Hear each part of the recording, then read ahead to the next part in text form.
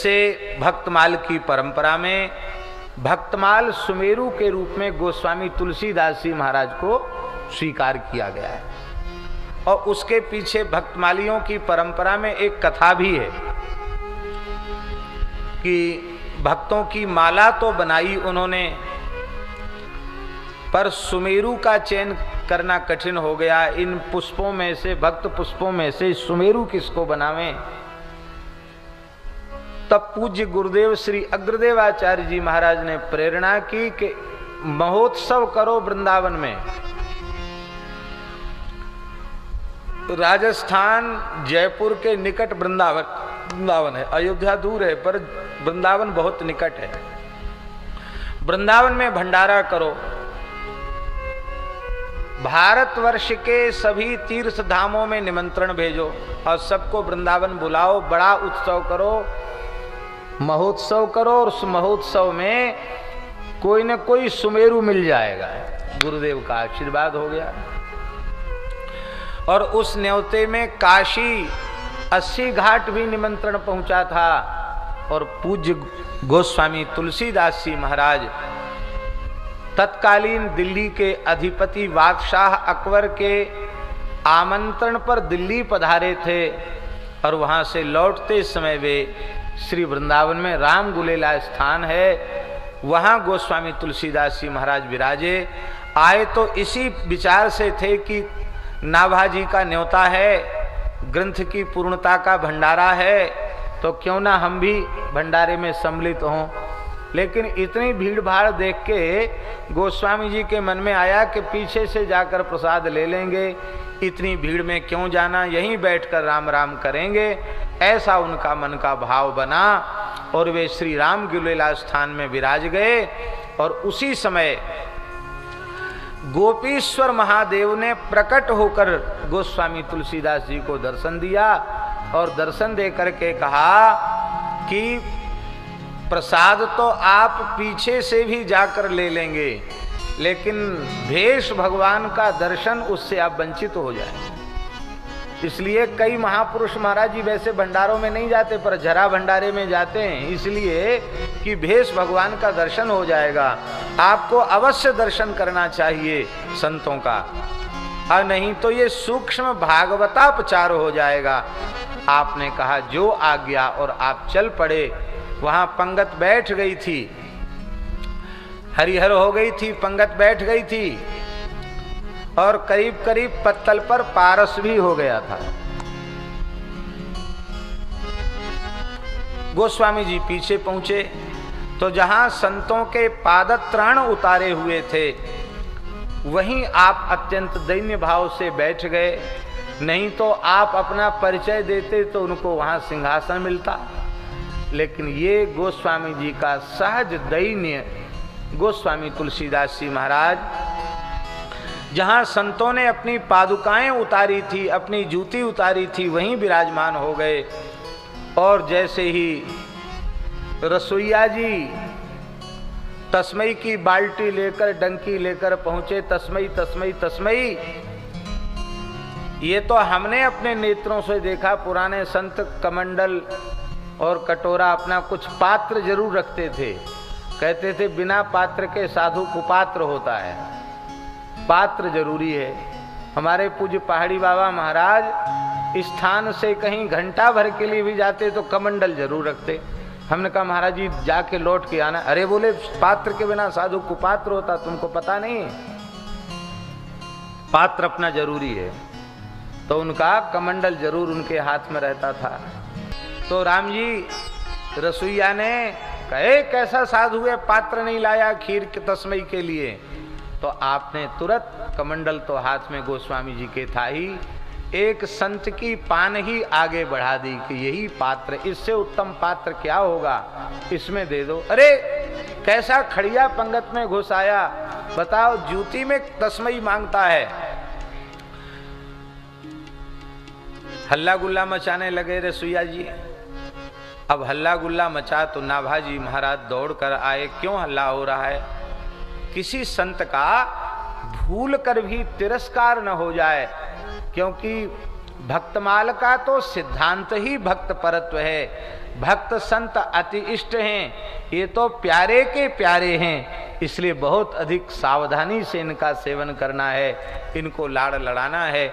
नाभाजी दौड़ करके आए, पूछा कि आप इस पान ही में तस्मई क्यों लेना चाहते हैं? बोले रसोईया जी यही तो कहते थे कि पात्र नहीं लाया, पात्र लाओ। तो पात्र, इससे श्रेष्ठ पात्र और क्या हो सकता है? जीव के कल्याण का। जय हो महाराज जी। श्रीरंग मेल वाले महाराज, महाराज जी इधर कुर्सी पर बैठ।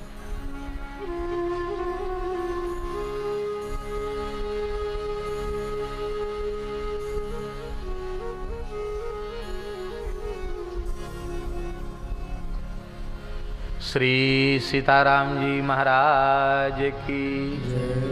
हाँ महाराज जी, अयोध्या में श्री रंग महल ऐसा स्थान है जहाँ ठाकुर जी चारों जुगल जोड़ी सरकार पूरा महीना भर झूला झूलते हैं। ऐसा झूला का दर्शन महीना भर का और शायद हमने तो कहीं दर्शन किया नहीं। गुरु पूर्णिमा पे झूला पड़ जाता है और श्री जानकी वल्लभ लाल जी, श्री मांडवी वल्लभ लाल जी, श्री उर्मिला वल्लभ लाल जी, श्री सुतकीर्ति वल्लभ लाल जी, चारों लाल जी अलग अलग झूला में विराजमान होकर खूब झूलते हैं एक महीना तक। बहुत अद्भुत स्थान है। तो राम जी हम स्मरण कर रहे थे, गोस्वामी जी ने कहा कि जीव के कल्याण का सबसे श्रेष्ठ सरल साधन है कि उसे अकिंचन भक्त की चरण रज प्राप्त हो जाए। प्रहलाद जी महाराज क्या कह रहे हैं, बहुत प्यारी बात। जय हो। श्री सीताराम जी महाराज की। मतिर्न कृष्णे परतः स्वतो वा। दंडो।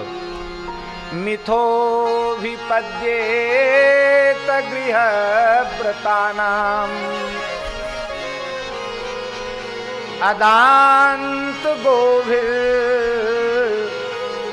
विशतां तमिश्रम् पुनः पुनश्चर्वित चर्वणानाम्। बहुत ध्यान से सुने, भगवान में बुद्धि न तो अपने आप लगती है, ना किसी के द्वारा प्रेरित किए जाने पर बुद्धि भगवान में लगती। अपने आप लगती होती तो सत्संग में बैठने की आवश्यकता क्या थी? और लगाए जाने से लगती तब तो पहले कहने वालों की बुद्धि तो ठीक से भगवान में लगे। भगवान की माया महाराज जी बड़ी प्रचंड है।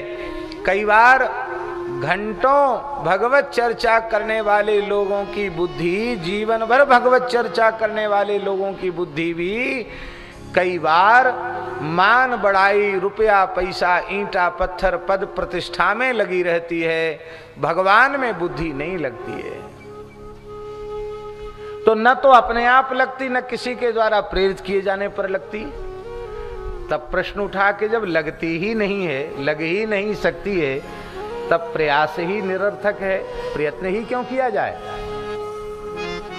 बोले सब लोगों के लिए नहीं कहा जा रहा है। किन लोगों की बुद्धि नहीं लगती?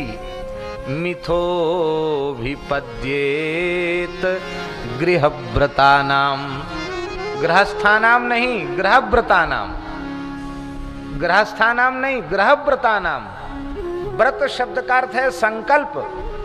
जिन लोगों ने संकल्प कर लिया है कि हमें अपनी पत्नी, पुत्र, लड़के, बच्चे, रोटी, कपड़ा, मकान, इससे ज्यादा आगे कुछ सोचना, सुनना, समझना नहीं है, संसार के भोग ही जिनका लक्ष्य बने हुए हैं, ऐसे विषयासक्त ग्रहासक्त प्राणी, उनकी बुद्धि न अपने आप भगवान में लगती है, न किसी के द्वारा प्रेरित किए जाने पर भगवान में बुद्धि लगती है। ऐसे लोगों को भी अपनी बुद्धि भगवान में लगानी हो तो क्या करें? अधिकांश तो ऐसे ही जीवे हैं, क्या करें? प्रहलाद जी उत्तर दे रहे हैं, नैषां मतिस् तावदुरुक्रमांघ्रिं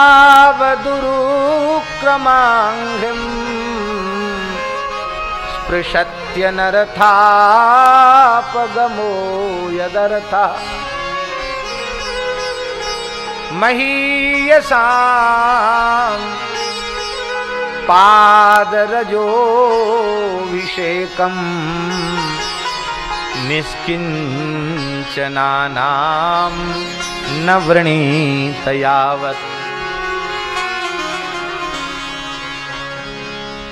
तब तक बुद्धि भगवान के चरण कमलों में नहीं लगती जब तक किसी अकिंचन अनुरागी प्रेमी रसिक वैष्णव भक्त की चरण रज अपने मस्तक पर जीव धारण नहीं कर लेता, तब तक बुद्धि भगवान में लगती। अरे भाई, भगवान में बुद्धि लगे बिना कल्याण कैसे होगा? और बुद्धि लगेगी ही तब जब संत चरण रज का आश्रय होगा, तब बुद्धि लगेगी। तो गोस्वामी जी ने कहा कि ये जूती तो बड़ी भाग्यशाली है, न जाने कितने समय से संत चरण रज इसको मिल रही है और संत चरण रज इसमें लगी हुई है, और वो चरण रज भी ब्रजरज। एक तो ब्रजरज की महिमा, फिर संत चरण रज की महिमा, और इस जूती की महिमा जो वर्षों से चरण रज प्राप्त कर रही है। तो मेरे विचार से इससे श्रेष्ठ और कोई दूसरा पात्र संभव ही नहीं है। नाभाजी के महाराज जी नेत्र भराए, संत की चरण रज में ऐसी श्रद्धा और किसकी हो सकती है? कहा, आप तो हमारे ध्यान में पधारे हुए महापुरुष हैं।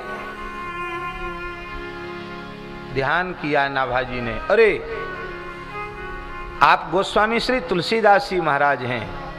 आपने हाथ जोड़कर कहा, हाँ महाराज, साधु समाज में इसी नाम से लोग हमको पुकारते हैं। अच्छा अच्छा, अरे वाह, तो आज भंडारा पूरा हो गया, सुमेरु मिल गया। क्यों? बोले जिसकी संत चरण रज में ऐसी श्रद्धा हो और जिसके चित्त में इस प्रकार की दीनता हो, इतने बड़े महापुरुष होने के बाद ऐसी दीनता हो, भक्तमाल ग्रंथ का सुमेरु वही बन सकता है।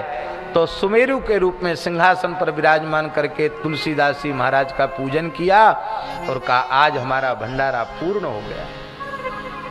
इसलिए प्राचीन पांडुलिपियां जो भक्तमाल की हैं, उन पांडुलिपियों में जहां मूल 56 कवित्त हैं, वहां तुलसीदास जी के कवित्त के ऊपर पांडुलिपियों में लिखा है, भक्तमाल सुमेरु तुलसीदास जी महाराज, ऐसा लिखा है।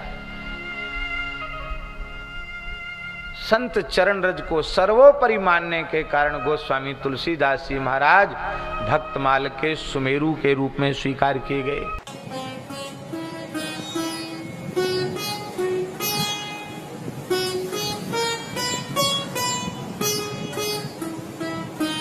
श्री सीताराम प्रतिदिन सत्संग एवं दर्शन के लिए श्री महाराज जी के ऑफिशियल चैनल को जरूर सब्सक्राइब करें।